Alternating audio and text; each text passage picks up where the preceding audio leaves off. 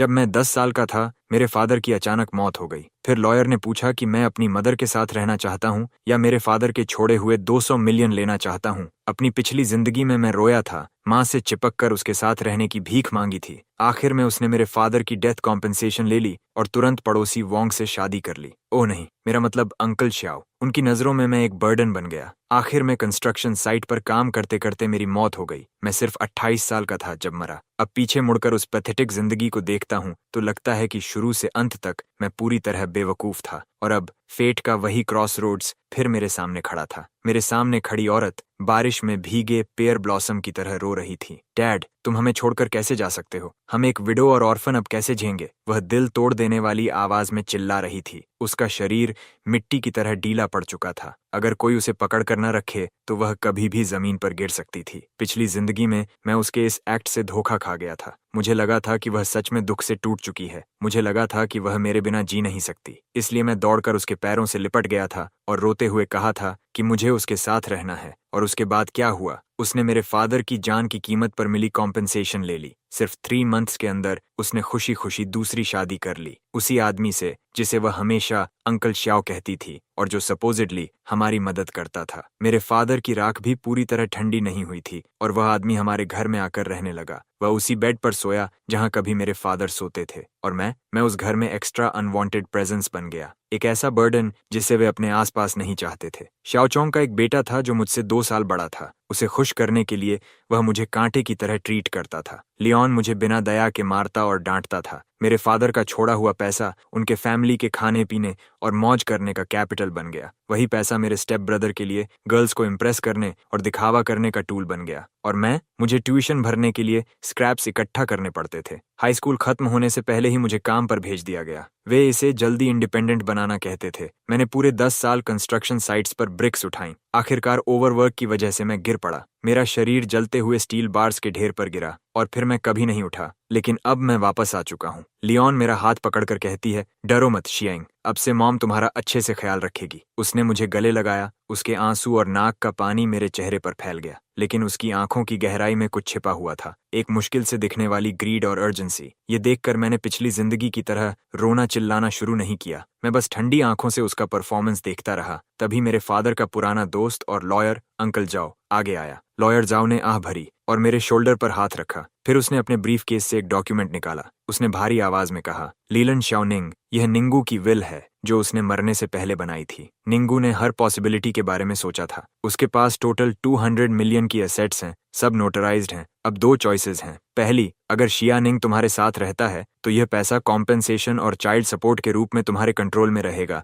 जब तक शाओनिंग एडल्ट नहीं हो जाता। यह सुनते ही लीलन की ब्रीदिंग तेज हो गई। उसकी आंखों में डरावनी चमक आ गई। वह विल को घूरने लगी। दूसरी, अगर शियानिंग तुम्हारे साथ नहीं रहना चाहता तो यह पैसा एक ट्रस्ट फंड में ट्रांसफर होगा जिसे मैं मैनेज करूंगा। शियानिंग को उस पर पूरा कंट्रोल मिलेगा और तुम्हें एक भी पैसा नहीं मिलेगा। पूरा माहौल अचानक जम गया। सबकी नजरें मुझ पर टिक गईं, एक 10 साल के बच्चे पर। लीलन का शरीर स्टिफ हो गया। वह डिसबिलीफ में लॉयर जाओ को देखने लगी, जैसे कह रही हो, तुम ऐसा ऑप्शन कैसे दे सकते हो? फिर उसने तुरंत हार्ट ब्रोकन एक्सप्रेशन बनाया और मुझे कसकर गले लगा लिया। लॉयर, आप ऐसी बात कैसे कर सकते हैं? मैं अपने बेटे को कैसे छोड़ सकती हूँ? शानिंग ही मेरी पूरी जिंदगी है। वह जोर जोर से रोई, लेकिन उसी समय उसने मेरी आर्म जोर से पिंच की। मेरे कान के पास झुककर उसने जहरीली आवाज में फुसफुसाया, निंग, अगर एक गलत वर्ड बोला ना तो तुझे मार डालूंगी। तू मेरा बेटा है, तेरा पैसा मेरा पैसा है। पिछली जिंदगी में उसके ये वर्ड्स सुनकर मैं डर से कांप गया था। जब उसने कहा था, मॉम तुम्हारे बिना नहीं जी सकती, तब मैं इमोशनल भी हो गया था। लेकिन अब मुझे सिर्फ घिन और नौजिया महसूस हो रहा था। मैं उसकी उंगलियों का कांपना महसूस कर सकता था। वह ग्रीफ की वजह से नहीं कांप रही थी, वह एक्साइटमेंट और नर्वसनेस थी। 200 मिलियन, उसने अपनी पूरी जिंदगी में इतना पैसा कभी नहीं देखा था। वह अभी से उस फ्यूचर की फैंटेसी देख रही थी जो उसे यह पैसा मिलने के बाद मिलने वाला था। जियाओचोंग के साथ खुशहाल जिंदगी के सपने देखते हुए मैं धीरे धीरे उसकी घुटन भरी पकड़ से खुद को छुड़ाने लगा। उससे अलग होने के बाद मैंने सिर उठाया। लॉयर जाओ की स्टन्ड नजरों से आंख मिलाकर मैंने साफ और धीरे धीरे कहा, अंकल जाओ, मैं दूसरा ऑप्शन चुनता हूँ, मैं 200 मिलियन चुनता हूँ। पूरा फ्यूनरल हॉल एकदम साइलेंट हो गया। इतनी खामोशी कि अगर सुई भी गिरती तो उसकी आवाज सुनाई देती। सब लोग जैसे फ्रीज हो गए। सब शौक में मुझे घूर रहे थे। उनके मुंह खुले रह गए थे। लीलैंड के चेहरे का दुखी एक्सप्रेशन तुरंत जम गया, फिर धीरे धीरे टूटने लगा और आखिर में शॉक और डिसबिलीफ में बदल गया। लियोन चीखी, निंग, तुमने क्या कहा? उसकी आवाज इतनी तेज थी कि कान फट जाए। मैंने शांत आवाज में फिर दोहराया, मुझे तुम नहीं चाहिए, मुझे पैसा चाहिए। लियोन पागलों की तरह चिल्लाई, क्या तुम पागल हो गए हो? बदतमीज बेटे, मैं तुम्हारी माँ हूँ। वह हिस्टेरिकल औरत की तरह मेरी तरफ झपटी और मुझे थप्पड़ मारने के लिए हाथ उठाया, लेकिन किसी ने उसकी रिस्ट पकड़ ली। उसे रोकने वाला लॉयर जाओ था। उसका चेहरा आयरन ग्रे हो चुका था। उसने सख्त आवाज में कहा, लेलन, शांत हो जाओ। ये ब्रदर निंग की मेमोरियल के सामने है और ये शिया का अपना चॉइस है। लियोन चीखी, इतना छोटा बच्चा क्या समझता है? जरूर तुमने इसे बहकाया है। लॉयर जाओ ने डिस्गस्ट के साथ उसका हाथ झटक दिया और कहा, मैं फिर कह रहा हूँ, ये ब्रदर निंग की विल है, इसका लीगल इफेक्ट है। अब जब सीआई ने अपना फैसला कर लिया है, मैं तुरंत प्रोसीजर शुरू करूंगा। आज से तुम उसकी लीगल गार्डियन नहीं रही। लेलोन पूरी तरह स्टन्ड रह गई। उसने मुझे देखा। उसकी आंखों में हेट्रेड और अनविलिंगनेस भरी हुई थी, जैसे मैं उसका दुश्मन हूँ। शायद वह समझ नहीं पा रही थी कि उसका हमेशा डरपोक और ओबीडियंट बेटा अचानक इतना कोल्ड और स्ट्रेंज कैसे हो गया। लेकिन अब मुझे उसकी परवाह नहीं थी। मैं लॉयर के पास गया, उसकी क्लोथ्स का किनारा पकड़ा और पूछा, अंकल जाओ, क्या डैड पहले से सब जानते थे? लॉयर जाओ का शरीर हल्का सा कांपा। वह नीचे झुका और लंबे समय तक मेरी आंखों में देखता रहा। काफी देर बाद उसने दर्द भरी आवाज में सिर हिलाया और कहा, तुम्हारे फादर बहुत स्मार्ट आदमी थे, वह तुमसे बहुत प्यार करते थे। ये सुनते ही मेरी आंखें लाल हो गईं। हाँ, मेरे डैड बहुत स्मार्ट थे। वह लीलन की फिकलनेस कैसे नहीं समझते, लेकिन उन्होंने सब साइलेंटली सहा ताकि मुझे एक कंप्लीट फैमिली मिल सके। जब उन्हें टर्मिनल इलनेस का पता चला और समय कम बचा, तभी उन्होंने मेरे लिए यह एस्केप रूट तैयार किया। पिछली जिंदगी में मैं कितना बेवकूफ था। मैंने खुद अपने फादर के आखिरी प्यार को बर्बाद कर दिया था, लेकिन इस जिंदगी में मैं वही गलती दोबारा नहीं करूंगा। मैंने 200 मिलियन चुना। आखिर में रिलेटिव्स लियोन को वहां से घसीट कर ले गए। जाते समय उसकी आंखों में जो पॉइजनस हेट्रेड थी, मैंने उसे अपने दिल में हमेशा के लिए याद कर लिया। लेकिन मुझे फर्क नहीं पड़ा। जिस पल मैंने अपना फैसला लिया, उसी पल हमारे बीच का मदर सन बॉन्ड खत्म हो गया। अब सिर्फ हेट्रेड बची थी। लॉयर जाओ मेरा गार्डियन बन गया। वह एक ऑनेस्ट और रिलायबल इंसान था। डैड के फ्यूनरल के बाद वह मुझे अपने घर ले गया। उसने मुझे एक लंबी इन्वेस्टमेंट लिस्ट दिखाई। उसने कहा, ये सब प्रोजेक्ट्स हैं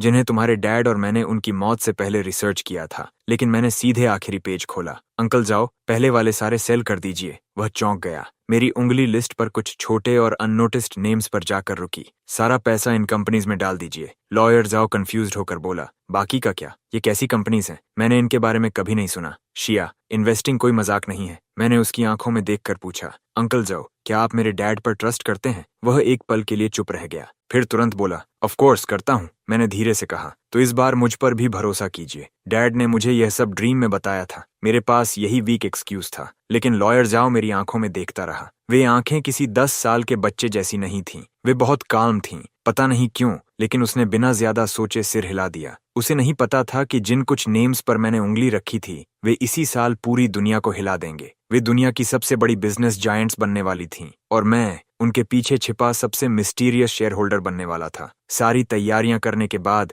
मैं पूरी तरह रिलैक्स हो गया। मैंने अपनी जिंदगी के लिए एक बिल्कुल नया गोल तय किया, लाई फ्लैट। हाँ, बस पड़े रहो। पिछली जिंदगी में मैंने खुद को काम करते करते मार डाला था। इस जिंदगी में मैं अंकल और आंटी की तरह जीना चाहता था। मैंने लॉयर जो से कहा कि मेरे लिए सबसे अच्छा प्राइवेट स्कूल ढूंढे, पढ़ाई में मेहनत करने के लिए नहीं, बस अच्छे एनवायरनमेंट के लिए। और वहाँ के कैफेटेरिया का खाना बहुत स्वादिष्ट था। मैंने वर्कआउट करना शुरू किया, किसी और वजह से नहीं, बस ताकि बाद में मेरे 8 पैक एब्स और एक वी लाइन हो। मुझ पर कपड़े अच्छे लगे। मैंने चाइना की 8 मेजर क्विजीन्स पढ़ना शुरू किया। मैंने खुद अपनी अल्कोहल बनाना सीखा। बाद में मैंने यह काम लॉयर जो को सौंप दिया। उसने मेरे लिए एक प्रोफेशनल टीम तैयार की। उसका लीडर ओल्ड वू नाम का आदमी था, एक वॉल स्ट्रीट एलीट। मैंने उसे उसकी सैलरी से 3 गुना ज्यादा देकर अपने पास बुलाया। मेरे पास उसके लिए सिर्फ एक रिक्वायरमेंट थी, मुझे परेशान मत करो, अपने काम खुद संभालो। अगर संभाल नहीं सकते तो कंपनी को बैंकरप्ट होने दो। उस समय ओल्ड वू ने मुझे जिस नजर से देखा था, जैसे किसी अमीर परिवार के बिगड़े बेटे या किसी बेवकूफ लैंडलॉर्ड को देख रहा हो, लेकिन फिर भी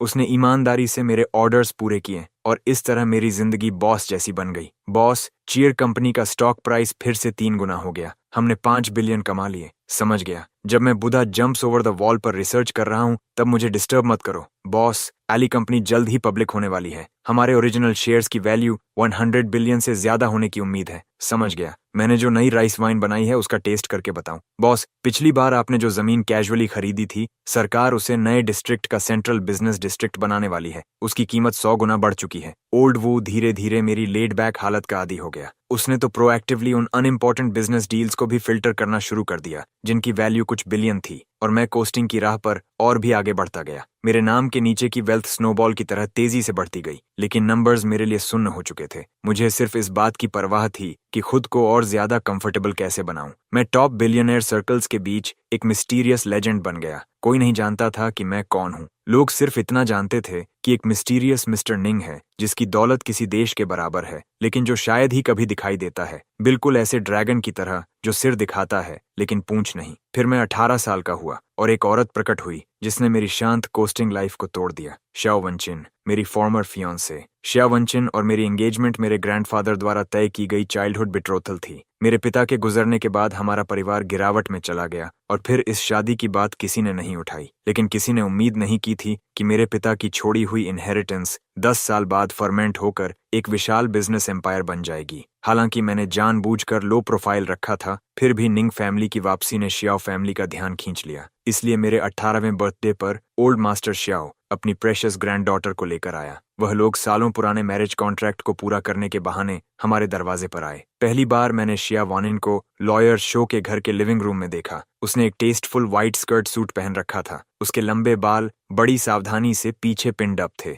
उसके चेहरे पर हल्का लेकिन डेलिकेट मेकअप था। खूबसूरत, हाँ, लेकिन बिल्कुल आइसबर्ग की तरह ऐसी ठंडक छोड़ती हुई जो दूसरों को दूरी बनाए रखने की वार्निंग देती हो। वह एक स्ट्रॉन्ग करियर वुमन की मिसाल थी जिसे अपने परिवार की हेयर बनने के लिए पाला गया था। रैशनल, पावरफुल और काम। कहा जाता था कि 20 साल की उम्र में उसने डबल डॉक्टरेट हासिल कर ली थी। 22 साल की उम्र में उसने फैमिली बिजनेस संभाल लिया। उसके तरीके इतने रूथलेस थे कि बिजनेस के सबसे चालाक ओल्ड फॉक्सेस भी उससे सावधान रहते थे। उसकी दुनिया में सिर्फ करियर, इंटरेस्ट्स और डेटा थे। वह इमोशंस को सबसे बेकार कमजोरी मानती थी। Please have a seat. वह मेरे सामने बैठ गई, अपने पैर क्रॉस करते हुए। उसकी नजर स्कैनर की तरह सिर से पांव तक मुझ पर घूमी, बिना किसी छिपे हुए कंटेम्प्ट और स्क्रूटनी के। उस समय मैं अभी जिम से वापस आया था। मैंने लूज ट्रैक सूट पहन रखा था और मेरे बाल अभी भी पसीने से गीले थे। मैं आलस से सोफा पर टिक गया, कैजुअली एक एप्पल उठाया और उसका बाइट लिया। मेरा एटीट्यूड साफ तौर पर उसे पसंद नहीं आया। उसने हल्के से भौहें सिकोड़ लीं। मैंने सुना है कि हाई स्कूल ग्रेजुएशन के बाद तुमने पढ़ाई छोड़ दी। पढ़ाई बहुत टायरिंग होती है। तो अब क्या कर रहे हो?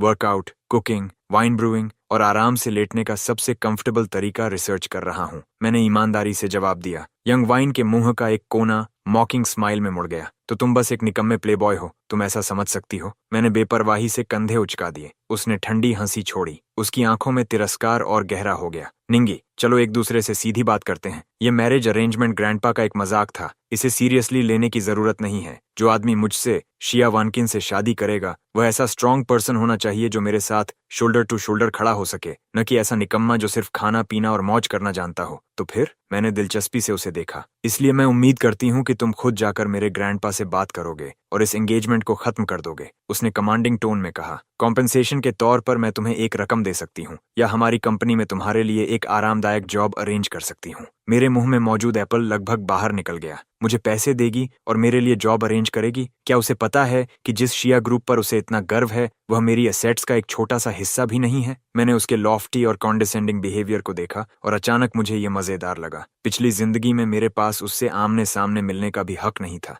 लेकिन इस जिंदगी में वह मेरे सामने बैठी थी, चैरिटेबल टोन में बात करते हुए मुझे कॉम्पेंसेशन ऑफर कर रही थी। मैंने अपना मुंह पोंछा और मुस्कुराते हुए कहा, फाइन। शिया वानकिंग एक पल के लिए स्टन्ड रह गई, जैसे उसे उम्मीद नहीं थी कि मैं इतनी आसानी से मान जाऊंगा। तुम्हें कैसी कॉम्पेंसेशन चाहिए? उसने फिर वही आईसी एक्सप्रेशन अपना लिया। मुझे न पैसे चाहिए और न कोई पोजीशन। मैं खड़ा हुआ और उसके पास चला गया। नीचे झुककर मैंने उसके कान में फुसफुसाया। उसने इंस्टिंक्टिवली पीछे हटने की कोशिश की, लेकिन उसका शरीर जम गया। मैं उसकी परफ्यूम की तेज खुशबू महसूस कर सकता था। मैंने अपनी आवाज धीमी कर ली, इतनी कि सिर्फ हम दोनों सुन सकें। मैं चाहता हूं कि तुम खुद जाकर अपने ग्रैंडफादर से कहो कि तुम मेरे निंग निंग के लायक नहीं हो। शाओ वेंग की प्यूपल्स अचानक सिकुड़ गईं। शायद अपनी पूरी जिंदगी में उसने कभी इतने एरोगेंट शब्द नहीं सुने थे। उसने मुझे धक्का देकर दूर किया और अचानक खड़ी हो गई। उसका खूबसूरत चेहरा गुस्से से लाल हो गया। निंग निंग, एहसान फरामोश मत बनो। रिस्पेक्ट इंसान खुद कमाता है, दूसरे उसे देते नहीं हैं। मैं वापस सोफा पर बैठ गया और अपने पैर क्रॉस कर लिए। मिस श्याओ, सबसे पहले मुझे नीचे तुमने ही देखा था, है ना? वह ऊपर से मुझे घूरती रही। तुम जैसे लोग अमीर परिवार में पैदा होने के अलावा और क्या कर सकते हो? पूरा दिन बेकार घूमना, खाना और मरने का इंतजार करना। तुम में और पैरासाइट में क्या फर्क है? फर्क ये है कि मैं ऐसा करके खुश हूँ। मैंने अपने हाथ फैला दिए। मेरी जिंदगी में फैसले मैं खुद करता हूँ, कुछ लोगों की तरह नहीं जो प्रिसीजन मशीन की तरह जीते हैं। यहाँ तक कि खुशी और गुस्से में भी गेन्स और लॉसेस कैलकुलेट करते रहते हैं। मेरी बात साफ तौर पर उसकी दुखती रग पर लगी थी। उसका चेहरा कुछ और फीका पड़ गया। उसने अपनी मुट्ठियां भींच लीं। अलग रास्ते, कोई कॉमन गोल्स नहीं। मैं खुद एंगेजमेंट खत्म कर दूंगी। आज के बाद हम एक दूसरे के कुछ नहीं लगते। इतना कहने के बाद वह मुड़ी और बिना पीछे देखे चली गई। उसकी वह प्राउड फिगर बिल्कुल ऐसे थी जैसे कोई हारा हुआ लेकिन झुका न हुआ व्हाइट स्वान। लॉयर शाओ स्टडी रूम से चिंतित चेहरे के साथ बाहर आए। क्या तुमने बहुत इम्पल्सिव होकर काम नहीं किया? कैपिटल में शाओ फैमिली का काफी इन्फ्लुएंस है। अंकल शाओ, चिंता मत कीजिए, एंगेजमेंट खत्म करने की बात उसी ने की थी। ऐसा नहीं है कि मैंने उसे भगा दिया। और फिर जो इंसान अपनी शादी तक डिसाइड नहीं कर सकता वह ज्यादा कुछ हासिल नहीं कर पाएगा। मैंने उस दिशा की तरफ देखा जहां शाओ वन किंग गायब हुई थी। मेरी आंखों में कोई लहर नहीं थी। पिछली जिंदगी में वह आसमान में टंगा हुआ चांद थी। मेरे पास उसकी तरफ देखने का भी हक नहीं था। लेकिन इस जिंदगी में मेरी नजर में वह सिर्फ अपने फैमिली में फंसी हुई एक दयनीय इंसान है। मैं इस बात का इंतजार कर रहा हूं कि उसके चेहरे पर तब कैसा डेवस्टेटेड एक्सप्रेशन होगा। वह जरूर दिलचस्प होगा। एंगेजमेंट का यह तूफान जल्दी ही शांत हो गया। शाओ वन किंग ने अपना वादा निभाया। कुछ ही दिनों में शाओ फैमिली ने ऑफिशियली एंगेजमेंट खत्म होने का अनाउंसमेंट कर दिया। मैं इस शांति और सुकून से खुश था। मैं अपनी लेड बैक जिंदगी में वापस लौट गया। ओल्ड वू का फोन अब भी हर दिन समय पर बजता था, ये रिपोर्ट करने के लिए कि मैंने कितने और स्मॉल गोल्स हासिल कर लिए हैं। मेरी पर्सनल वेल्थ इतनी बढ़ चुकी थी कि अब मैं उसका हिसाब लगाने की भी परवाह नहीं करता था। लेकिन फिर भी मैं हर दिन कुछ दर्जन बक्स वाले ट्रैक सूट पहनता था और एक साधारण कम्यूटर कार चलाकर जिम और वेजिटेबल मार्केट के बीच आता जाता रहता था।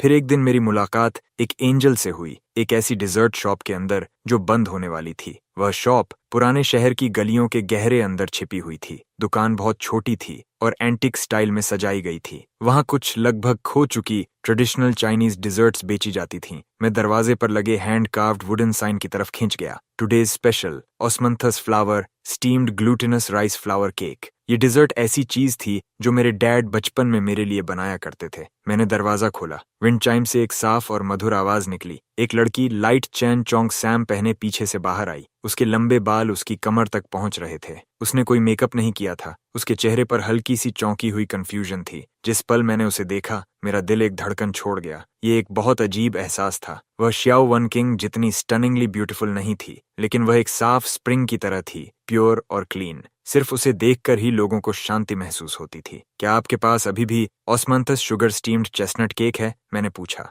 मेरी आवाज थोड़ी भारी लग रही थी। लड़की एक पल के लिए स्टन्ड रह गई। फिर उसने एक जेंटल स्माइल दिखाई, जैसे किसी झील पर स्प्रिंग ब्रीज गुजर रही हो और पानी में हल्की लहरें उठ रही हों। हाँ है, कृपया बैठ जाइए, मैं अभी आपके लिए लेकर आती हूँ। उसकी आवाज भी बहुत प्लेजेंट थी, सॉफ्ट और स्वीट। मैं खिड़की के पास एक सीट पर जाकर बैठ गया। थोड़ी देर बाद वह एक प्लेट में डेलिकेट पेस्ट्रीज लेकर आई और मेरे सामने रख दी। चेस्टनट केक्स छोटे प्लम ब्लॉसम्स की शेप में बने हुए थे, जिनके ऊपर क्रिस्टल क्लियर ऑस्मांथस शुगर लगी थी और उनसे टेम्पटिंग स्वीट फ्रेग्रेंस निकल रही थी। मैंने एक पीस उठाया और मुंह में रखा। यही टेस्ट है, बिल्कुल वैसा ही जैसा मेरे डैड बनाया करते थे। मेरे दिल की गहराई से एक गर्म एहसास उठा। मेरी आंखें सच में थोड़ी नम हो गईं। कैसा है? अच्छा है। लड़की मेरे सामने बैठ गई, अपने हाथों पर ठुड्डी टिकाकर मुझे ईगर एंटिसिपेशन के साथ देख रही थी। मैंने सिंसियरली कहा, इसका स्वाद बिल्कुल मेरे डैड जैसा है। सच में? उसकी आंखें चमक उठीं। इस डिजर्ट की रेसिपी मुझे मेरी ग्रैंडमदर से मिली थी। वह कहती थीं कि आजकल बहुत कम लोग इसे बनाते हैं। तुम्हारी ग्रैंडमदर जरूर अमेजिंग इंसान रही होंगी। उसने गर्व से अपना छोटा सा सीना फुला लिया। मेरा नाम शिन यूचू है। ये शॉप मेरी है। और आपका? मेरा नाम निंग ई है। हम पुराने दोस्तों की तरह बातें करने लगे। बातों बातों में मुझे पता चला कि वह एक लंबे कुलिनरी ट्रेडिशन वाले परिवार से आती है। उसके एंसेस्टर्स इंपीरियल शेफ्स थे। वह बचपन से इन ट्रेडिशनल क्राफ्ट्स के बीच बड़ी हुई थी। उसे बड़ी कंपनीज की 9 to 5 जिंदगी पसंद नहीं थी, इसलिए उसने खुद यह छोटी सी शॉप खोली। सिर्फ इसलिए ताकि इन खूबसूरत फ्लेवर्स को आगे बढ़ा सके। उसकी वैल्यूज हैरान करने वाली हद तक मेरी जैसी थीं। हम दोनों स्लो पेस लाइफ पसंद करते थे और ट्रेडिशनल कल्चर के लिए हमारे अंदर लगभग स्टबर्न पैशन था। उस दोपहर मैं उस छोटी डिजर्ट शॉप में बैठा उसके साथ बहुत देर तक बातें करता रहा। सनलाइट कर्टन से होकर उसके ऊपर गिर रही थी, उसे एक गोल्डन हेलो दे रही थी। मैं उसकी स्पार्कलिंग आईज को देखता रहा जब वह बोलती थी और उस एडोरेबल स्माइल को जो अनजाने में उसके चेहरे पर आ जाती थी। मेरे दिल के किसी कोने में ऐसा लगा जैसे कुछ भर गया हो। मुझे अचानक महसूस हुआ कि मेरा दिल जो रीबर्थ के बाद कठोर हो गया था, मैं हर दिन वहां जाने लगा बिना एक भी दिन छोड़े। कभी उसकी बनाई नई डिजर्ट खाने के लिए, कभी उसके हाथ की बनी टी पीने के लिए, लेकिन ज्यादातर समय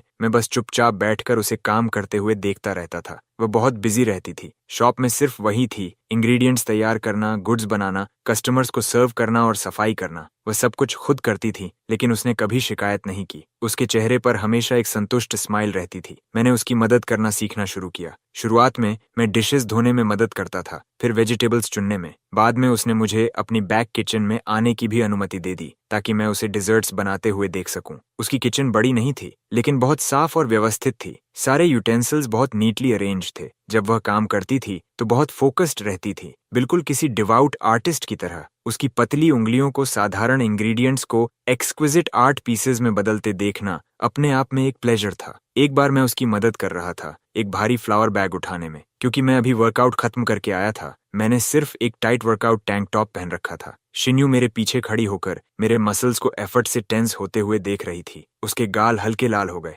निंगी, तुम्हारी बॉडी बहुत अच्छी है। मैंने बैग नीचे रखा, मुड़ा और जानबूझकर अपना चेस्ट फुला लिया। टच करना चाहोगी? मुझे लगा वह शर्मा कर भाग जाएगी, लेकिन उसने सच में अपना हाथ बढ़ा दिया। उसकी फिंगर टिप्स थोड़ी ठंडी थीं और उनमें ग्लूटिनस राइस की हल्की मीठी खुशबू थी। उसने धीरे से मेरे एब्स की ग्रूव्स को छुआ। फर्म। वह ऐसे दिख रही थी जैसे उसने कोई नई दुनिया खोज ली हो। उसकी आंखें बड़ी और गोल हो गईं। मेरा शरीर तुरंत टेंस हो गया। गर्मी की एक लहर मेरे एब्डोमेन से सीधे सिर तक पहुंच गई। मैंने 2 जिंदगियां जी थीं और यह पहली बार था जब किसी लड़की ने मुझे इस तरह टीज किया था। उसका इनोसेंट और क्यूरियस एक्सप्रेशन देखकर मुझे समझ नहीं आया कि हंसूं या रोऊं। मैंने उसका बेचैन छोटा हाथ पकड़ लिया। उसका हाथ बहुत सॉफ्ट था, जैसे उसमें हड्डियां ही न हों। मैंने अपनी आवाज धीमी की और उसके कान के पास झुक गया। उसका चेहरा तुरंत लाल हो गया, बिल्कुल पके हुए एप्पल की तरह। उसने जल्दी से अपना हाथ पीछे खींच लिया, मुड़ी और बैक किचन से भाग गई। उसकी भागती हुई फिगर को देखकर मैं खुद को हंसने से रोक नहीं पाया। ये लड़की सच में बहुत अडोरेबल थी।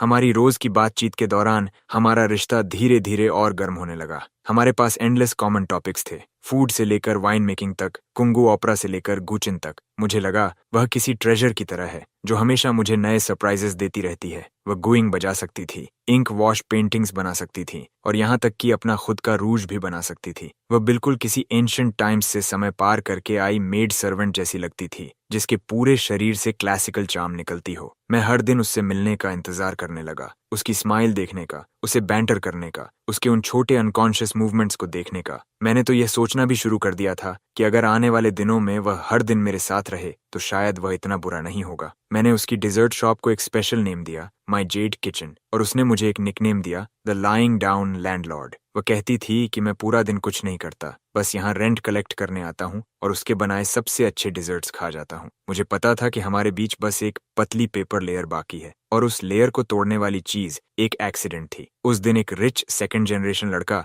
स्पोर्ट्स कार में शॉप पर आया और पहली नजर में ही शिन्यूचू पर फिदा हो गया। वह स्लिक और ऑयली था, उसकी बातें बहुत फ्लिपेंट थीं। आते ही उसने पूरी शॉप खरीदने की कोशिश की और शिन्यूचू को अपने साथ चलने के लिए कहा। शिन्यूचू ने नेचुरली मना कर दिया। अपमानित होकर वह रिच गाय गुस्से में आ गया और शॉप में हंगामा करने लगा, काफी चीजें तोड़ दी। उस समय मैं बैक किचन में था, एक नई रेसिपी पर काम कर रहा था। बाहर का शोर सुनते ही मैं तुरंत बाहर भागा। मैंने शॉप को बर्बाद हालत में देखा और शिन्यू के छोटे चेहरे को डर से सफेद पड़ा हुआ। मेरे अंदर अचानक एक अनएक्सप्लेन्ड गुस्सा उमड़ पड़ा। दोनों जिंदगियों में मैं कभी इतना फ्यूरियस नहीं हुआ था। मैं शाइनी यूचू के सामने खड़ा हो गया और उस रिच गाय को ठंडी नजरों से घूरा। निकल जाओ, तू आखिर है कौन? मेरी बिजनेस में दखल देने की हिम्मत कैसे हुई? उस रिच गाय ने घमंड से मेरी नाक की तरफ उंगली उठाई। मैंने कुछ नहीं कहा, बस अपना फोन निकाला और ओल्ड वू को कॉल किया। ओल्ड वू, मेरे लिए एक लाइसेंस प्लेट चेक करो। 5 मिनट के अंदर इसे और इसकी फैमिली कंपनी को कैपिटल से गायब कर दो। रिच गाय एक पल के लिए फ्रीज हो गया, फिर जोर से हंस पड़ा। तूने तो मुझे डरा ही दिया। क्या तू खुद को मूवी में समझता है? 5 मिनट में मेरी फैमिली गायब कर देगा? तुझे पता भी है मेरा डैड कौन है? मैंने उसे शांत नजरों से देखा, जैसे किसी डेड मैन को देख रहा हूँ। 3 मिनट भी नहीं बीते थे कि उस रिच सेकंड जनरेशन का फोन बज उठा। उसने कॉल उठाई। उसके चेहरे की स्माइल तुरंत जम गई। क्या क्या कहा आपने? कंपनी के अकाउंट्स फ्रीज हो गए, सारे कोलैबोरेशंस कैंसिल हो गए? ये कैसे पॉसिबल है? हमने किसे ऑफेंड कर दिया? उसकी आवाज डर से कांप रही थी। आखिर में वह धड़ाम से घुटनों पर गिर पड़ा। फोन उसके हाथ से छूट गया। उसने सिर उठाकर मुझे ऐसे देखा जैसे मैं कोई मॉन्स्टर हूं। उसके होंठ कांप रहे थे। वह एक शब्द भी नहीं बोल पाया। अब निकल सकते हो, मैंने शांत आवाज में कहा। वह घबरा कर बाहर भाग गया। उसने अपनी फ्लैशी स्पोर्ट्स कार तक की परवाह नहीं की। शॉप फिर से शांत हो गई। शिन्यूचू मुझे देख रही थी। उसकी खूबसूरत आंखों में शौक और एडमिरेशन की हल्की चमक थी। तुम मैं मुड़ा और उसे टेंडरनेस से देखा। मैंने उसके चेहरे पर बचे आंसुओं के निशान पोंछ दिए। डरने की जरूरत नहीं है, मैं यहाँ हूँ। इतना कहने के बाद मैंने उसके रिएक्शन का इंतजार नहीं किया। मैंने सिर झुकाया और उसके हल्के ठंडे होंठों को चूम लिया। शिन्यू के होंठ उतने ही सॉफ्ट थे जितना मैंने सोचा था। उनमें ऑस्मंथस कैंडी जैसी मिठास थी। वह पहले डरे हुए फॉन की तरह स्टिफ हो गया, फिर धीरे धीरे रिलैक्स हुआ और क्लमजिली जवाब देने लगा। किस बहुत हल्की और शैलो थी, फिर भी उसने मेरे दिल को इलेक्ट्रिक करंट की तरह झकझोर दिया। काफी देर बाद मैंने अनिच्छा से उसे छोड़ा। उसने सिर नीचे कर लिया। उसका चेहरा इतना लाल था जैसे उससे खून टपक पड़ेगा, और वह मेरी तरफ देखने की हिम्मत नहीं कर पा रहा था। शिन्यू, मैंने उसका चेहरा अपने हाथों में लिया और उसे मेरी आंखों में देखने पर मजबूर किया। फिर सीरियसली कहा, क्या तुम मेरी गर्लफ्रेंड बनोगी? उसने अपने होंठ काटे। उसकी लंबी आई लैशेज बटरफ्लाई विंग्स की तरह कांप रही थीं। काफी देर बाद उसने आखिरकार मॉस्कीटो की हम जितनी धीमी आवाज में धीरे से कहा, यस। मैं किसी इडियट की तरह मुस्कुराने लगा। मैंने उसे कसकर अपनी बाहों में भर लिया। ऐसा महसूस हुआ जैसे पूरी दुनिया मेरी हो गई हो। 2 जिंदगियां जीने के बाद पहली बार मुझे समझ आया कि दिल की धड़कन तेज होने का मतलब क्या होता है, हैप्पीनेस क्या होती है। वह मेरी बाहों में मंबल करने लगा। अभी तुम बहुत डरावने लग रहे थे। क्या मैंने तुम्हें डरा दिया? तुम सिर्फ एक फोन कॉल से किसी कंपनी को बैंकरप्ट कर सकते हो। मिंग, तुम आखिर हो कौन? मैंने उसकी साफ और इनोसेंट आंखों को देखा और समझ गया कि अब मैं उससे यह छुपा नहीं सकता। मैंने कहा था ना, मैं बस एक लेड बैक लैंड ओनर हूँ। मैंने उसकी नाक फ्लिक की। बस मेरे पास बहुत सारी जमीन है। मैंने उसे अपनी कहानी सिलेक्टिवली बताई। ऑफ कोर्स मैंने रिबर्थ का सीक्रेट नहीं बताया। मैंने सिर्फ इतना कहा कि मेरे फादर ने मेरे लिए बहुत बड़ी इनहेरिटेंस छोड़ी थी। मैंने उस पैसे से कुछ इन्वेस्टमेंट्स किए और थोड़ा बहुत पैसा कमा लिया। शिन्यू ने पलकें झपकाईं। थोड़ा बहुत पैसा? ऐसा पैसा जो 5 मिनट में एक कंपनी को बैंकरप्ट कर दे? कितना थोड़ा? मैंने कुछ पल सोचा और उसकी समझ के हिसाब से कहा, शायद तुम्हारी डिजर्ट शॉप जैसी tens of thousands dessert shops में खरीद सकता हूँ। शाइनी यूचू ने हैरानी से सांस खींची। उसने कुछ देर उंगलियों पर गिनती की, फिर शौक से मुझे देखा। तुम 100 बिलियनर हो? मैंने सिर हिलाया। वह चुप हो गया। मेरे दिल में हल्की बेचैनी हुई। मुझे डर था कि हमारे बीच की यह बड़ी वेल्थ गैप उसे पीछे हटने पर मजबूर कर देगी, लेकिन मुझे उम्मीद नहीं थी कि वह इतनी देर तक चुप रहेगा। अचानक उसने सिर उठाया और बहुत सीरियस एक्सप्रेशन के साथ मुझे देखा। निंगी, ध्यान से सुनो। आज से तुम्हारा पैसा मेरा पैसा है और मेरा पैसा अभी भी मेरा पैसा रहेगा। मैं एक पल के लिए स्टन्ड रह गया, फिर जोर से हंस पड़ा। मैंने उसे उठाकर कई बार घुमा दिया। ठीक है, जैसा तुम कहो। My Yashan Fang ancestral hall. वह घूमने से चकरा गया था, बस मेरी गर्दन पकड़कर सिल्वर बेल जैसी हंसी छोड़ रहा था। मुझे पता था कि मैंने गलत इंसान नहीं चुना। मैं शिन यूचू से प्यार करता हूँ, उसके ऊपर लगे फू फैमिली के हेलो से नहीं। शिन यूचू के साथ रहने के बाद मेरी लेड बैक लाइफ रंगीन और जीवंत हो गई। हम साथ में नए डिजर्ट्स रिसर्च करते, साथ में नई वाइन्स बनाते। वह मुझे सुबह के मार्केट में घसीट ले जाता, सिर्फ 1 सेंट के लिए बार्गेन करने, और वेंडर से बहस करते करते उसका चेहरा लाल हो जाता। मैं उसे मिशेलिन 3 स्टार रेस्टोरेंट्स में खाना खिलाने ले जाता, दुनिया भर की क्विजीन्स टेस्ट करवाता। उसे मेरे एब्स छूना पसंद था। वह कहती थी कि वे वॉशबोर्ड जैसे फील होते हैं। मुझे उसका एडम्स एप्पल किस करना पसंद था और उसके चीक्स को शिवर से लाल होते देखना अच्छा लगता था। हम बिल्कुल हर प्यार में पड़े कपल की तरह थे। Sweet nights. Lao Wu complain करता था कि वह हर दिन डॉग फूड खाकर मरने वाला है। बॉस, ये हंगयू ग्रुप का एक्विजिशन केस है। आपके सिग्नेचर चाहिए, वहां रख दो। पहले मैं तुम्हारे लिए रॉक शुगर पेयर बनाता हूँ। बॉस, ये यूरोपियन रॉयल बैंक्वेट का इनविटेशन है। जब लाओ वू ने प्रेसिडेंट श्याओ का नाम लिया तो उसने सावधानी से मेरी तरफ देखा। मेरा हाथ एक पल के लिए रुक गया। श्याओ वन किंग।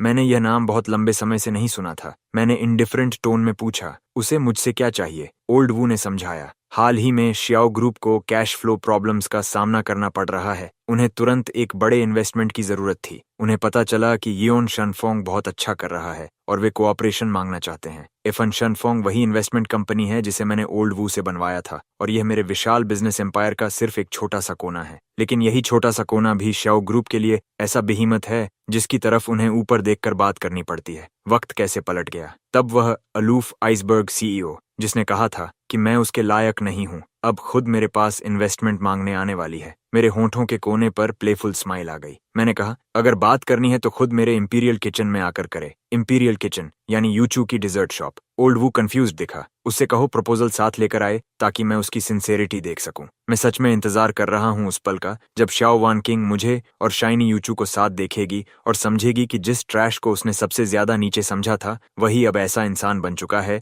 जिसकी तरफ उसे ऊपर देखकर बात करनी पड़ेगी। उसके चेहरे का एक्सप्रेशन कितना शानदार होगा। मैं सच में उसका इंतजार कर रहा हूं। जब लिटिल विंग आया, मैं बैक किचन में शाइनी यूचू के फेवरेट क्रैब रो सूप डम्पलिंग्स बना रहा था। मैंने व्हाइट शेफ कोट पहन रखा था, ऊपर एप्रन बंधा था और मेरे हाथों पर अब भी फ्लावर लगा हुआ था। शिन्यूचू छोटी बिल्ली की तरह पीछे से मुझे पकड़कर मेरी वेस्ट से लिपटी हुई थी। उसकी चिन मेरे शोल्डर पर टिकी थी। वह चुपके से अभी अभी स्टीम हुए क्रैब रो के बाइट्स खा रही थी और साथ ही मुझे इंस्ट्रक्शंस भी दे रही थी। यहाँ की प्लीट्स सुंदर नहीं है। ओ डियर, ये तो सिर्फ तुम्हें दिख रहा है इडियट। ये वाला मुश्किल से पास होता है। मैं तुम्हारा मास्टर इसे अप्रूव करती हूँ। मैं उसे मनमानी करने दे रहा था। बीच बीच में मैं सिर घुमाकर उसके चीक पर किस कर देता। किचन में खाने की खुशबू और हमारे बीच की स्वीट एटमॉस्फेयर भरी हुई थी और तभी शियाओ वन किंग ने दरवाजा खोला और अंदर आई। आज उसने ब्लैक प्रोफेशनल सूट पहन रखा था। उसके बाल हमेशा की तरह परफेक्टली कोम्ड थे। उसके चेहरे पर एग्जॉस्टन और एंजाइटी थी, लेकिन फिर भी वह अपनी आईसी सीईओ फसाड बनाए रखने की पूरी कोशिश कर रही थी। लेकिन जैसे ही उसने सामने का सीन देखा,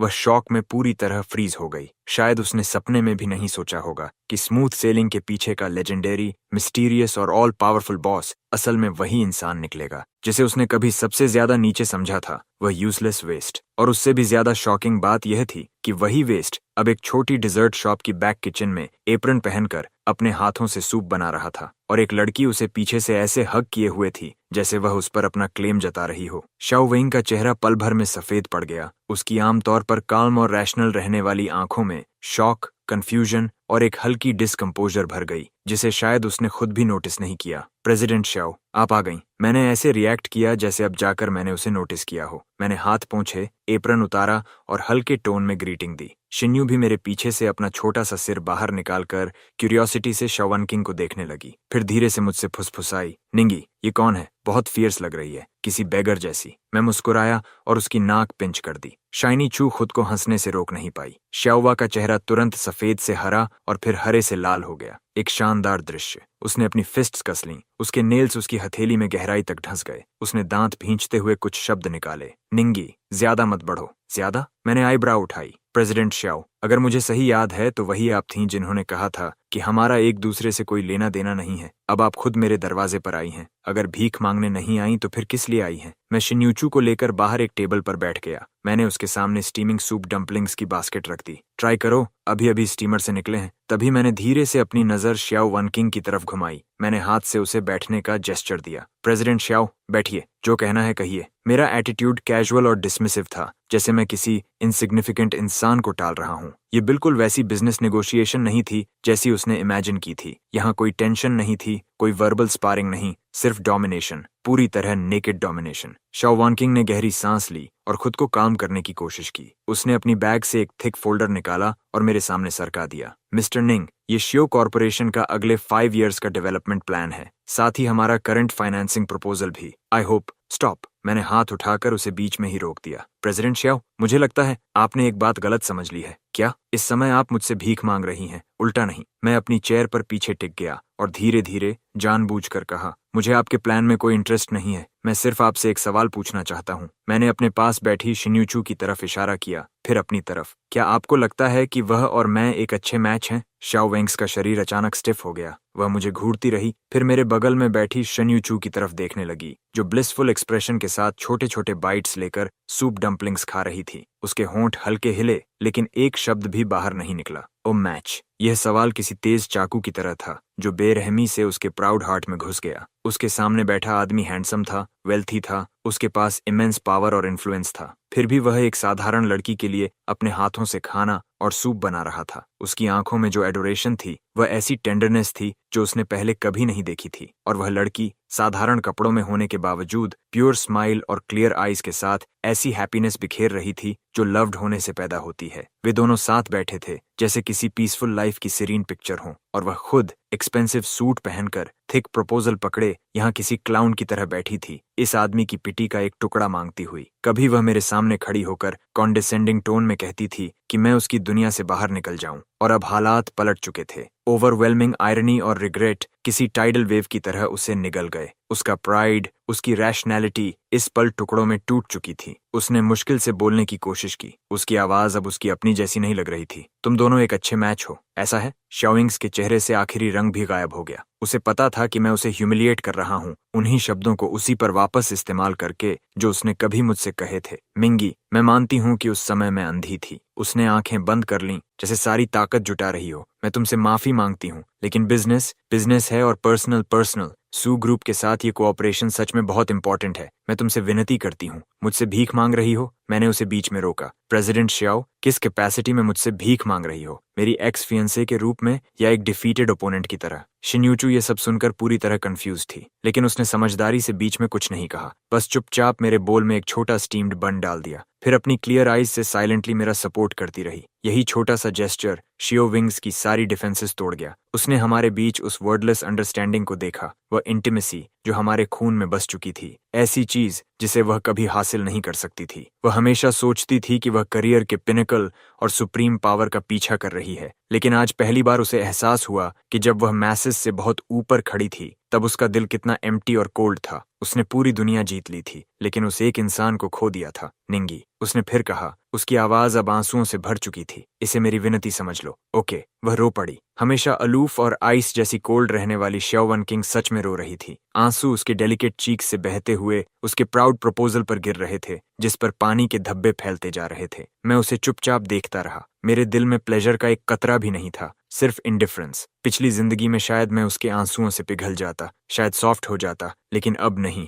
मैंने वह प्रपोजल उठाया बिना देखे ही और सीधे बगल के ट्रैश कैन में फेंक दिया। प्रेसिडेंट शियाओ, मैं खड़ा हुआ और ऊपर से उसे देखते हुए कहा, मैं तुम्हें एक और बात बता दूं, मुझे ऐसी कंपनी एक्वायर करने में कोई इंटरेस्ट नहीं है जो बैंक्रप्सी के किनारे खड़ी हो, खासकर तब जब उस कंपनी की ओनर तुम हो। इतना कहकर मैंने उसकी तरफ दोबारा नहीं देखा। मैंने शिनयू का हाथ पकड़ा और किचन की तरफ मुड़ गया। मेरे पीछे शियो वन किंग के अनकंट्रोलेबल हार्ट ब्रोकन सॉब्स की आवाज गूंज रही थी। मुझे पता था कि आज के बाद इस औरत का प्राइड मेरे हाथों से पूरी तरह टूट चुका है, और यह सिर्फ शुरुआत थी। शाओ वन किंग पूरी तरह डेवस्टेटेड होकर चली गई। मैंने उसके बाद उसके साथ क्या हुआ इस पर ज्यादा ध्यान नहीं दिया, क्योंकि मेरे दरवाजे पर उससे भी ज्यादा डिस्गस्टिंग इंसान आ चुका था। लाइलोन, मेरी बायोलॉजिकल मदर। उसे पता नहीं कैसे शिन्यो की डिजर्ट शॉप का पता चल गया था और उसने सीधे एंट्रेंस पर आकर रास्ता रोक लिया। 10 साल बीत चुके थे। वह काफी बूढ़ी लगने लगी थी और बहुत ज्यादा थकी हुई दिख रही थी। वह औरत जिसने कभी अपना चार्म बनाए रखा था,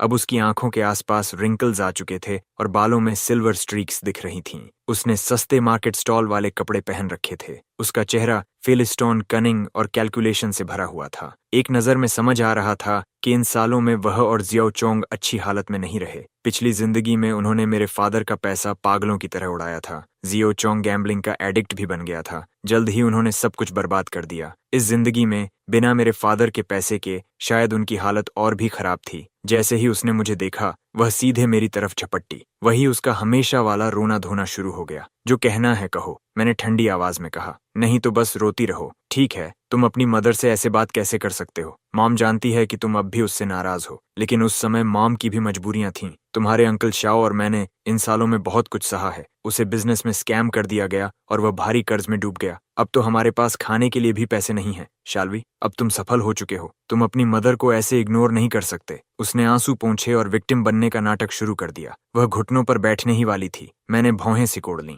शिन्यू शॉप से बाहर आई। ये देखकर वह थोड़ी कंफ्यूज्ड हो गई। निंगी, ये कौन है? एक इरेलेवेंट इंसान। मैंने शिन यूचू को अपने पीछे कर लिया। मैं नहीं चाहता था कि वह इस गंदे सीन से प्रभावित हो। लेइलन चीखी और शिन यूचू की तरफ उंगली उठाई। मैं इरेलेवेंट कैसे हूँ? मैं उसकी मदर हूँ, उसकी असली मदर। और तुम कौन हो? एक विक्सन जो मेरे बेटे को बहकाने की कोशिश कर रही है। हमारे फैमिली के पैसे के पीछे हो ना? शिन्यू का चेहरा सफेद पड़ गया। मेरा एक्सप्रेशन पूरी तरह डार्क हो गया। मैंने धीरे धीरे हर शब्द अलग बोलते हुए कहा। मेरी आवाज बर्फ जैसी ठंडी थी। मैं आखिरी बार कह रहा हूँ, निकल जाओ। मैं नहीं जाऊंगी। निंगी, आज तुम्हें मुझे पैसे देने ही होंगे। 1 मिलियन नहीं, 10 मिलियन, वरना मैं यहीं बैठी रहूंगी और कभी नहीं जाऊंगी। और मैं तुम पर अपनी मदर को अबैंडन करने का केस भी करूंगी। लियोन ने टैंट्रम करना शुरू कर दिया। उसे लगा मैं अब भी वही पुशओवर हूं जिसे वह मैनिपुलेट कर सकती है। उसे लगा कि मुझे अपनी रेप्यूटेशन की परवाह होगी, लोग क्या सोचते हैं, इसकी चिंता होगी। वह गलत थी। मैंने उसके अगली चेहरे को देखा और अचानक मुस्कुरा दिया। फाइन, तुम मुझ पर केस करना चाहती हो, मैं तुम्हें वह मौका दूंगा। मैंने अपना फोन निकाला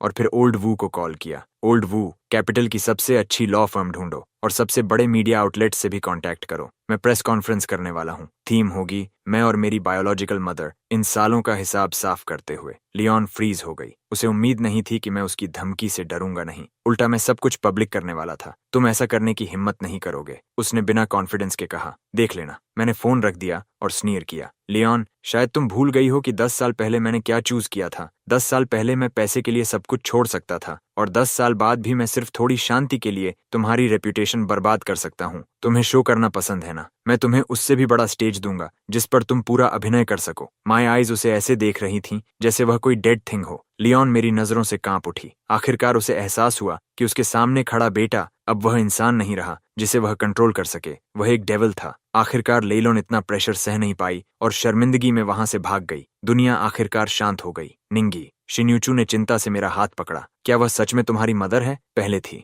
मैंने उसका हाथ पलटकर अपने होठों से लगाया और किस किया। अब नहीं, अब से तुम ही मेरी एकमात्र फैमिली हो। शिन्यू ने मुझे देखा। उसकी आंखों में सिंपैथी के आंसू भर आए। उसने और सवाल नहीं किए, बस टिपटो पर खड़ी होकर मुझे गर्मजोशी से हग कर लिया। डरना मत, अब से मैं तुम्हारे साथ हूँ। मैंने उसे पकड़े रखा और महसूस किया कि मेरी पिछली जिंदगी से बचा हुआ डार्कनेस धीरे धीरे उसकी सनशाइन से मिट रहा है। हाँ, अब भी वह मेरे पास है, यही काफी है, मैंने सोचा। मुझे लगा था कि लाइलॉन को डराने के बाद वह यहीं रुक जाएगी, लेकिन मैंने उसकी शेमलेसनेस को अंडर एस्टिमेट कर दिया। कुछ दिनों बाद इंटरनेट अचानक मेरे बारे में डर्ट से भर गया। मिस्टीरियस बिलियनर निंगी की सच्चाई सामने आई। मॉडर्न डे चेन शिमी। उसने एक वेल्थी वुमन से शादी करने से मना कर दिया और अपनी डेस्टिट्यूट मदर को छोड़ दिया। टुडेज सीक्रेट, एक 100 बिलियनर की रैग्स टू रिचेस स्टोरी असल में अपनी ही मदर को निचोड़कर बनाई गई। बायोलॉजिकल मदर की टीयरफुल एक्यूजेशन। मेरा बेटा एक विक्सन के बहकावे में आ गया। एक के बाद एक टीयर जर्किंग एसेज मुझे एक अनग्रेटफुल मनी ग्रबिंग इनग्रेट की तरह पेश कर रहे थे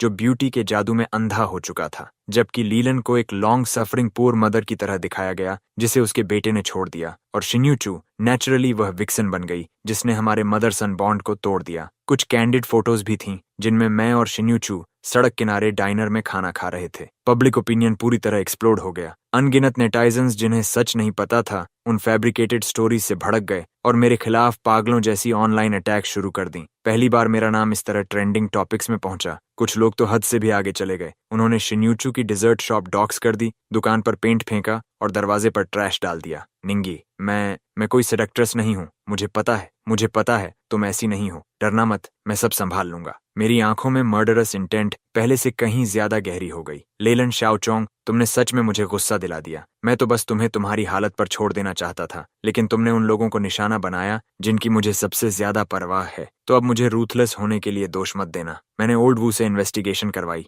रिजल्ट्स जल्दी आ गए। इस सब के पीछे सच में लेलन और शाओचोंग ही थे। उन्होंने एक third rate marketing company hire की, पैसे देकर फेक फॉलोअर्स खरीदे और इस पूरे ड्रामा को खुद डायरेक्ट और एक्ट किया। लेकिन जिसने मुझे और ज्यादा सरप्राइज किया वह यह था कि इस मैटर के पीछे शियाओ वनकिंग का शैडो भी था। हालांकि उसने सीधे पार्टिसिपेट नहीं किया, लेकिन उसके बैनर के नीचे चलने वाली पीआर कंपनी ने इस पब्लिक ओपिनियन वॉर को फ्यूल करने में रोल निभाया। फाइन, बहुत बढ़िया। एक मेरी शेमलेस बायोलॉजिकल मदर, दूसरी मेरी अनविलिंग एक्स फियांसे। चूंकि तुम्हें टीम अप करना इतना पसंद है तो मैं तुम दोनों को साथ में हेल भेजूंगा। मैंने चीजें क्लियर करने की कोई जल्दी नहीं दिखाई, ना ही ट्रेंडिंग टॉपिक्स हटवाए। मैंने पब्लिक ओपिनियन को और फर्मेंट होने दिया। मैं चाहता था कि वे जितना ऊपर चढ़ें उतना ही बुरी तरह गिरें। 3 दिन बाद जब पूरे इंटरनेट का कॉन्डमनेशन अपने पीक पर पहुंच गया तब मैंने वह प्रेस कॉन्फ्रेंस रखी। यह सब मैंने लाइलॉन के लिए तैयार किया था। वेन्यू कैपिटल के टॉप 7 स्टार होटल का सबसे बड़ा बैंक्वेट हॉल था। मैंने पूरे देश के 100 से ज्यादा मेन स्ट्रीम मीडिया आउटलेट्स को इनवाइट किया। स्केल अनप्रेसिडेंटेड था। लेइलॉन को भी वहां बुलाया गया। शायद उसे लगा कि मैं फाइनली झुक जाऊंगा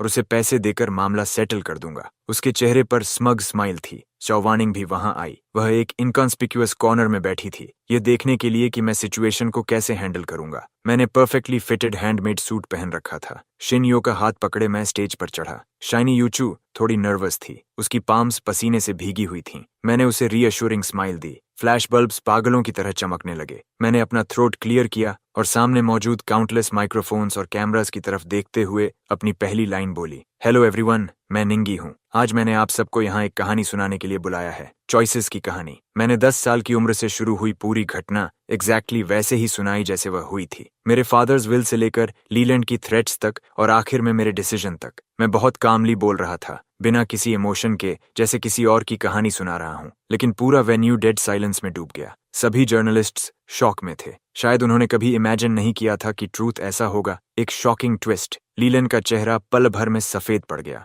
वह स्टेज पर चढ़कर बहस करने की कोशिश करने लगी, लेकिन मेरे अरेंज्ड बॉडीगार्ड्स ने उसे मजबूती से रोक लिया। ऑफ कोर्स, सिर्फ वर्ड्स प्रूफ नहीं होते। मैंने फिंगर स्नैप की। मेरे पीछे का जायंट स्क्रीन जल उठा और एक रिकॉर्डिंग चलने लगी। वह 10 साल पहले फ्यूनरल के समय की रिकॉर्डिंग थी। लीन की वह थ्रेट जो उसने मेरे कान में फुसफुसाई थी, अगर तुमने एक भी गलत बात कही तो मैं तुम्हें मार डालूंगी। तुम मेरे बेटे हो, तुम्हारा पैसा मेरा पैसा है। वॉइस क्रिस्टल क्लियर थी। लॉयर जो ने उसे उस रिकॉर्डिंग डिवाइस से रिट्रीव किया था जो वह उस समय साथ लेकर चलता था। मेरे फादर लाइफ में बहुत सस्पिशियस थे और लॉयर ने उसे जस्ट इन केस संभाल कर रखा था। पूरी कॉन्वर्सेशन उस समय रिकॉर्ड हो गई थी। किसी ने नहीं सोचा था कि वह आज काम आएगी। जैसे ही रिकॉर्डिंग चली, पूरा वेन्यू शॉक से फट पड़ा। रिपोर्टर्स के कैमरा फ्लैशेस सब लेइलोन की तरफ घूम गए, जिसका चेहरा अब राख जैसा सफेद था। लेइलोन हिस्टेरिकली चीखने लगी, ये फेक है, इसे डॉक्टर किया गया है। मैं स्मर्क किया। फेक? तो फिर इसका क्या? क्या यह भी फेक है? बिग स्क्रीन बदल गया। एक वीडियो चलने लगा। ये मेरे फादर की डेथ के 1 महीने बाद का था।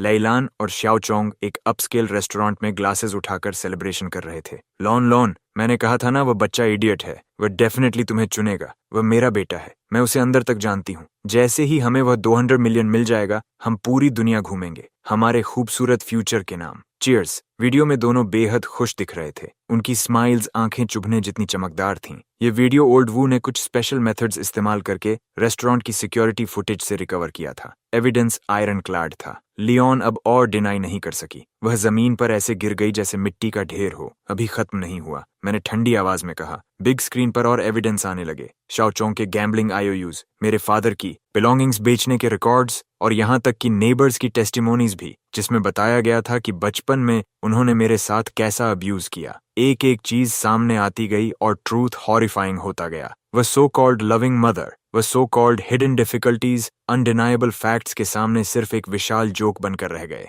पूरा प्रेस कॉन्फ्रेंस लेइलन और जियाओचोंग की पब्लिक एग्जीक्यूशन बन गया, खुलेआम, शुरू से आखिर तक। और मैं बस एक काल्म ऑब्जर्वर की तरह खड़ा था। आखिर में बिग स्क्रीन एक डॉक्यूमेंट पर फ्रीज हो गया। मदर सन टाइज सीवर करने का स्टेटमेंट। मैंने माइक्रोफोन उठाया। मैं हियर बाय फॉर्मली अनाउंस करता हूँ। मेरी आवाज पूरे वेन्यू में गूंज उठी। आज के बाद मैं मिस लियोन से हर रिश्ता तोड़ता हूँ। अब से बीमारी और सेहत में, शादी और मौत में हमारा कोई संबंध नहीं होगा। फर्दरमोर, मैं थोड़ा रुका। मेरी नजर कॉर्नर में बैठी शियाओ वन किंग की तरफ गई। उन सभी इंडिविजुअल्स और एंटिटीज के खिलाफ जिन्होंने मैलिशियसली मुझे और मेरी फियांसे मिस शिन्यूचू को स्लैंडर किया। मेरी लीगल टीम पूरी लीगल लायबिलिटी परस्यू करेगी, including the PR firm under the Xiao group. Xiao wings का शरीर झटके से कांप उठा। उसने सिर उठाकर मेरी आईसी गेज से नजर मिलाई। उसके चेहरे से सारा रंग गायब हो गया। उसे पता था कि मैं उसके खिलाफ वॉर डिक्लेयर कर चुका हूँ और उसे यह भी पता था कि वह पूरी तरह हार चुकी है। उसी रात प्रेस कॉन्फ्रेंस हर मीडिया आउटलेट की टॉप हेडलाइन बन गया।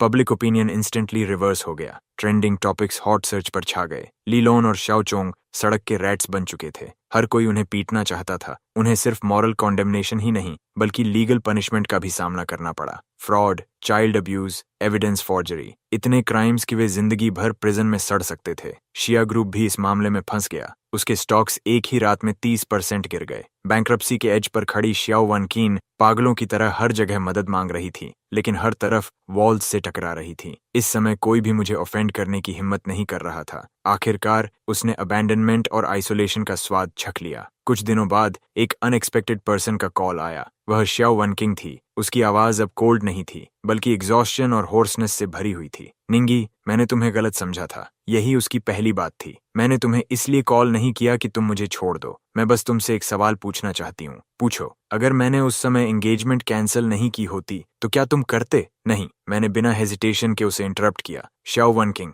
तुम कभी मेरी दुनिया में आई ही नहीं और कभी आ भी नहीं सकती थी, क्योंकि तुमने मुझे कभी समझा ही नहीं। तुमने सिर्फ वही देखा जो तुम देखना चाहती थी। तुमने सिर्फ उसी इंसान को पसंद किया जिसे तुमने इमेजिन किया था, और शुरू से आखिर तक मैं सिर्फ एक ऑर्डिनरी आदमी बनना चाहता था जो उस इंसान के लिए खाना बनाए जिससे वह प्यार करता है। दूसरी तरफ लंबी साइलेंस छा गई। आखिर में बस एक हल्की सी आवाज आई, जैसे कोई दिल टूट रहा हो। I understand. उसने फोन काट दिया। मुझे पता था कि यह औरत अब अपनी पूरी जिंदगी में मुझे दोबारा डिस्टर्ब नहीं करेगी। शायद वह अपना बिजनेस एम्पायर फिर से खड़ा कर ले अपने तरीके से, लेकिन उसकी दुनिया में हमेशा एक मिसिंग पीस रहेगा, वह पजल पीस जिसका नाम हैप्पीनेस है, और मैं अपनी हैप्पीनेस पहले ही पा चुका था। मैंने फोन बंद किया और किचन में चला गया। शाइनी चू व विनी द पू एप्रन बांध रही थी जो मैंने उसे खरीदा था। वह हमिंग कर रही थी, क्लमजिली डम्पलिंग्स रैप करना सीख रही थी। उसके चेहरे पर फ्लावर लगा हुआ था। जैसे ही उसने मुझे अंदर आते देखा, उसने मुझे बड़ी स्माइल दी। शेफ, आकर अपने head of the imperial kitchen की मदद करो। आज मैं 3 फ्रेश फिलिंग डम्पलिंग्स खाना चाहती हूँ। विंडो से सनलाइट अंदर आ रही थी। वह उसके लवली फेस पर पड़ रही थी, वार्म और ब्यूटीफुल। मैं उसके पास गया, पीछे से उसे हग किया और उसके नोज पर लगे फ्लावर पर किस किया। As you wish my queen. Wealth बस फ्लीटिंग क्लाउड्स है। ये सारी चीजें इस पल में पूरी तरह अनइम्पॉर्टेंट हो चुकी थीं। मैं सिर्फ अपने सामने खड़ी इस लड़की को पकड़ कर रखना चाहता था। पूरी जिंदगी उसके लिए खाना बनाना चाहता था। पूरी जिंदगी उसकी स्माइल देखना चाहता था। इस जिंदगी में रीबॉर्न होकर मैंने 200 मिलियन इस्तेमाल करके अपने पास्ट से सारे टाइज तोड़ दिए, लेकिन मैंने कभी नहीं सोचा था कि आखिर में मुझे पूरी दुनिया वापस मिल जाएगी। एक ऐसी दुनिया जिसमें वह थी।